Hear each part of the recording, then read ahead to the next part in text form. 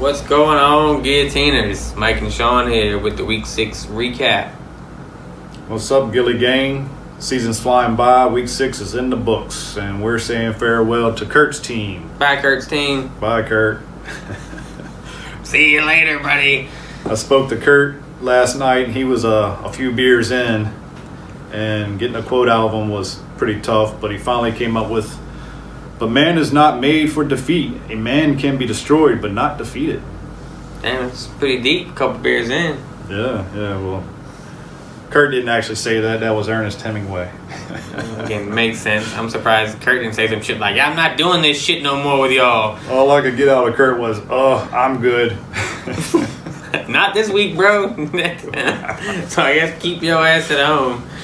All right. I think you were saying something to the effect of, he took out Claypool and Madison, right? Yeah, Claypool and Madison was his two lowest scores with 3.7 points and 1 point. So, if he puts in Ruggs and Bernard, I think you said he survives. And goddamn, Graham, you would have been cut last week had he done that, bro. Yeah, he would end up with a little over 91 points. Well, he coulda, shoulda, woulda. Yep, he was leaving the league at 73.8 points. Yeah, that was a terrible performance. You deserve to go home for that. Yeah.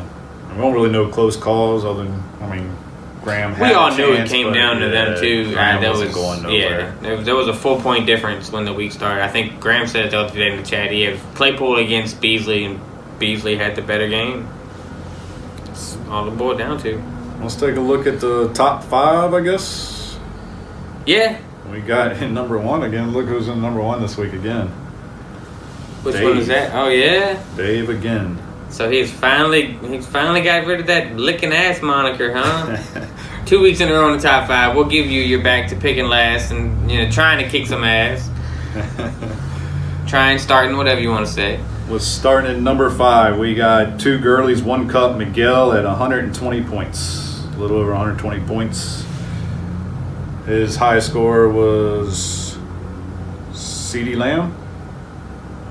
Yeah. I think CeeDee Lamb put up 36 points. He had a couple 20-plus point scores. Aaron Jones, Sutton. Yeah. All right. So I guess we're going to move on to unprotected flex now. Yeah, I guess unprotected flex Ian at number 4. You were talking about him earlier. He's got a lot of money, but don't matter. Yeah. He's one week, and it's all you need to be chopped, bro. Probably not going to happen this week. He came in forward a little over 120 points as well. His top score was what? Kyler Murray? Looks like it would be 25 plus points, and his whole roster go double digits. No, McKinnon with 2.5, ain't it? Oh. I think that's the only one I that see. Week 6 or week 7? That's week 6. Yep. Because week 7 hadn't happened yet, so we couldn't have scores for something that hasn't happened yet, buddy. I thought it was protection. But nah, McKinnon for Kansas City, which they still put up 31 points. Yeah, he only had 10 yards, 3 attempts, 10 yards, 1 catch for 5 yards. So, yeah, sounds about right. Math adds up, as they say. He basically had 4 20-point plus scores. Yeah, very, very solid week. And then number 3 is Blunt Blowing 2, Greg. He finally changed his name. Bro, he gonna need a lot of blunts blowing this week the way his team is set up. Like I said, we'll get into it and see what's gonna happen last week and things like that. He came in number 3 with a little over 126 points. Looks like top scorer was Thielen. Thielen finally gave I him had a good week. Thielen. I thought Thielen you were gonna say that. Almost 30 points. Oh yeah. Cousins and Harris 25 plus points. But what happened? Hunt out, Knox probably out. I think Thielen, Cousins, bye. Bye, Greg. Bye, Greg. That $80 karma with Chase. I mean, you put up a floor, but I guess that's not a terrible floor for 13 points or whatever. Yeah. And it's kind of rough as far as that one goes. We'll see what happens, but so far as last week, he was, 3? He was in third spot. Two spot, I think, is Dak Street's still here. Yeah. After that week where Willie thought he was gone, so he decided to change his name to Dak Street still running and Dak Street whatever, and now Dak Street's still here. He came in second, right under 130 points. Looked like his highest score was Jonathan Taylor. That wouldn't surprise me. 28 points. Yeah, followed close second by Stafford and Diggs. He had a lot of players 20 point plus, right? 20 plus points. Yeah. Yeah, I think his lowest one's 5.8, which was Pittman. Very solid week, sir. And then again, the number one spot is Dave. Picking last and still kicking ass. A little over 130 points. Come on, man! It's been 2 weeks. Don't swell this man's head up with some stuff like that. Well, okay. Picking last and no longer licking ass. Oh, like I said, we said it earlier, man. It's picking ass. It's not picking ass. Picking ass and kicking ass. Picking ass and kicking last.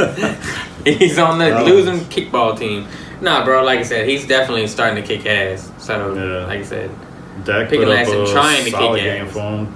27 points, 28 points. Yeah, but look who they played there, New England. That team is in the downward trend. Much as it pains me to say that, bro.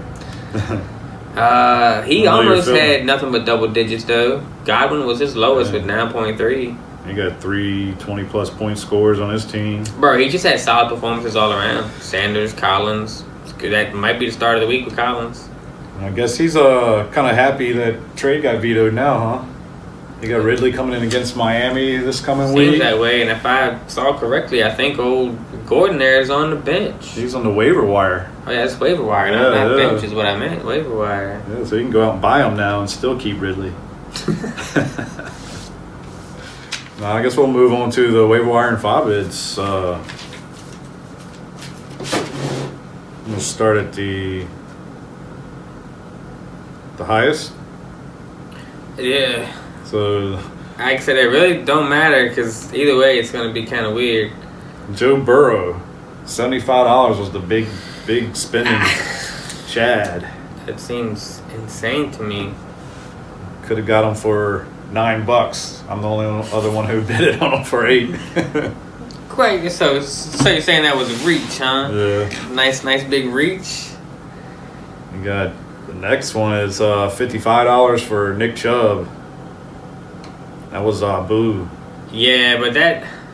Yeah, I think he hit the chat up. Was like, man, I didn't even realize that he was out. Yeah. He had outbid Miguel for 36, Donnie for 36, me for 31, Willie for 15, and you for 11. Yeah, like I said, everybody was good. Looks like everybody was going for him and Evans. Yeah, Evans was what, $45 to Chad as well. He spent $110 this week. He better hope it pays off. He had outbid Donnie for 22. You and Willie. Yeah, 19 and 12. That's it as far as the high bids, right? You had Shepard for 18. Willie outbid Dave, who bid $2. I think it was 18. I got 8. 8? Oh, yeah. Yeah, it is I got 8. Yeah, that one Graham picked up Harris for 22. I would have lost anyway. I came in for 4, but you got 2 girlies, 1 cup. So, what'd you say about that one? Oh, yeah, 2 girly, 4 cup, because he won't change his name. And Ty Gurley's not even in the league. Well, you had Rashad Penny for $2. Go to Dave. Swayze Express Dave. Yeah, I took a swing at Allen Robinson, hoping that he'll fucking come around and do something. But I got so many receivers. If anybody wants to trade, hit me up. And then Sam Darnold went for 0. Miguel won him over a priority waiver over Abu for 0. So we have a priority change. We need to see if we can update that at some point. Because I don't even know how that says where we're at. Oh, you go to the league and it just tells you. All right, so standings. But I guess now is just what for. You want to talk about losers, or we're going to projected losers. Speaking of the projected losers, we wanted to try something with you guys. If you want to, we can try something where everybody tries to pick the loser this week. Anybody playing, not anybody that's already eliminated, don't matter. If you want to, down in the comments, add who you think would be the loser is coming up week. What do we figure out as far as what we're going to do? I guess if we can get everybody to participate, we'll do whoever gets the most weekly projected losers correct. Ends with 10, 15 extra $5 next year.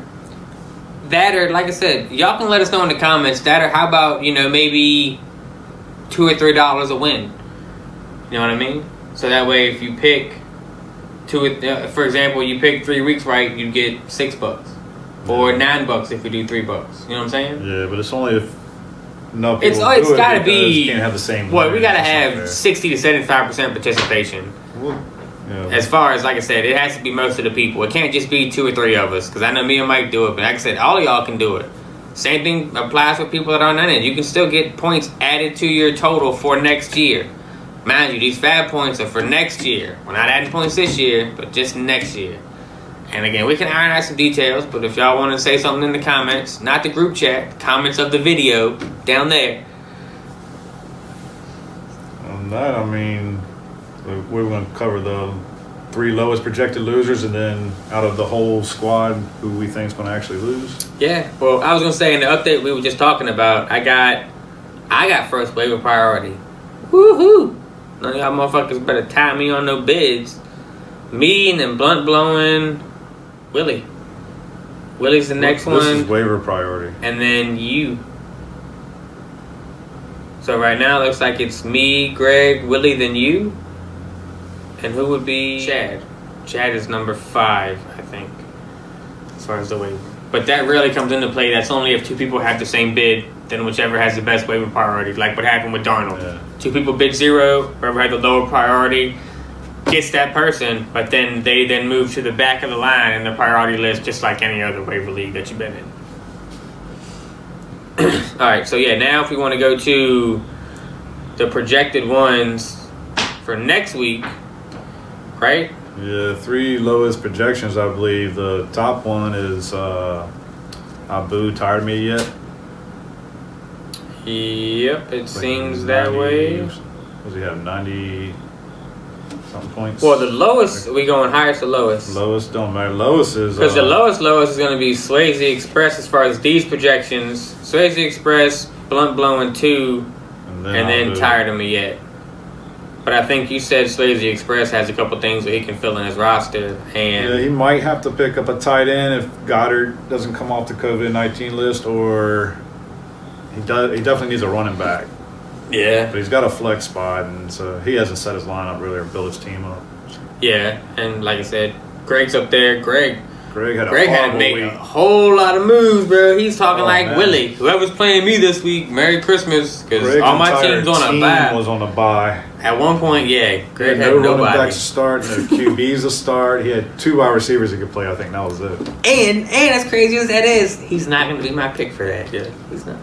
All right, and then after that, you got Swayze Express. He was first. And after that, you got Abu. Oh yeah, tired of me yet. He's the only other one I think is projected under 100 to this week. Yeah, he's projected at 93, 34. Matt Ryan, Brown, Julio, Drake, Ramondre Stevenson. That one might be. He's the one that just dropped 90 on Kelsey.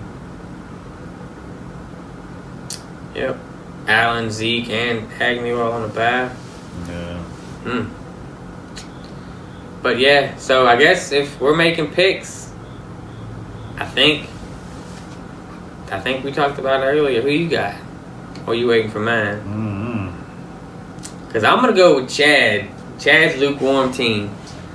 I just, like we talked about, I feel like Burrow and Uzma are going to get shut down.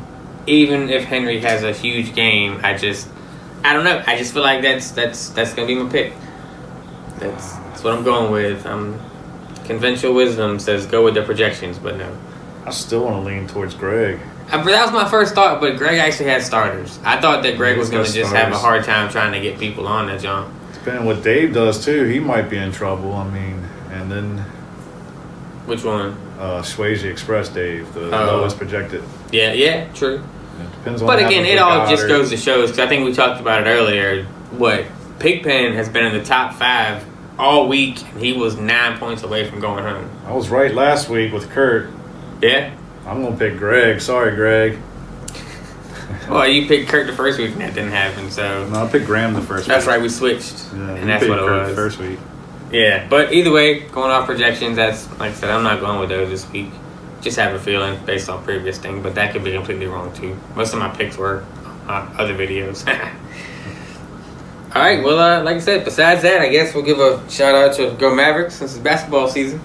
Right, you're a Celtics fan. You don't have any of that, but there's some stuff around here. Can't wear my Celtic stuff because it's green. Yeah, you disappeared. I can't wear my green Dirk jersey then. But I guess that does it for this week. And like I said, say something in the comments about who you think. And like I said, as long as we got most of the junk participating, it'll be just fine with me to give some points away. That's it. You got anything else? Nah, I'm good. Y'all take care. See y'all next week. Good luck.